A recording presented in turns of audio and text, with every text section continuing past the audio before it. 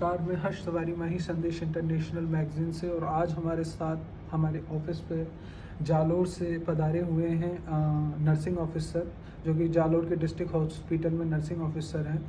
Sir आपका शुभ नाम? जी, मेरा नाम सुरेश चंद्र है और मैं जालोर डिस्ट्रिक्ट हॉस्पिटल में एज ए नर्सिंग ऑफिसर कार्य करता हूँ। जी, सर आपको इंटरनेशनल नर्स डे की बहुत बहुत शुभकामनाएँ। और मेरा पहला क्वेश्चन आपसे ये है कि सर आप आज एज अ नर्सिंग ऑफिसर हैं और डिस्ट्रिक्ट हॉस्पिटल में कार्यरत हैं। आपका इंटरेक्शन बहुत सारे पेशेंट से होता होगा, बहुत सारी कोऑर्डिनेशंस आप जो है पेशेंट के साथ करते हैं। तो आप कभी ऐसा होता है कि पेशेंट्स की तबीयत ख़राब हो जाती है या कोई और इंसिडेंट हो जाता है, तो आप उस समय अपना इमोशनल लेवल बैलेंस कैसे करते हैं और उनको देखकर कैसे आप अपने आप को इमोशनली कंट्रोल करते हैं? जी, कई बार कई तरह के पेशेंट हमारे सामने आते हैं।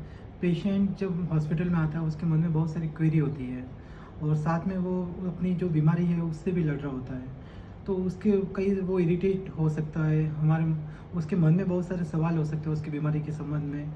पर हमें उस समय अपने को पूरी तरह से कंट्रोल में रखना होता है। साथ ही पेशेंट की जो क्वेरी है उनको भी शांत करना होता है। पर कुछ चीज़ें ऐसी भी होती है जो पेशेंट को नहीं बताई जा सकती। तो उन चीज़ों को छुपाते हुए साथ ही पेशेंट को उसकी सारी बीमारी के बारे में सारी जानकारी भी बतानी है और पेशेंट का जो इमोशनल लेवल है, हमारा इमोशनल लेवल है, उसको बैलेंस करते हुए हम लोग आगे बढ़ने का काम करते हैं।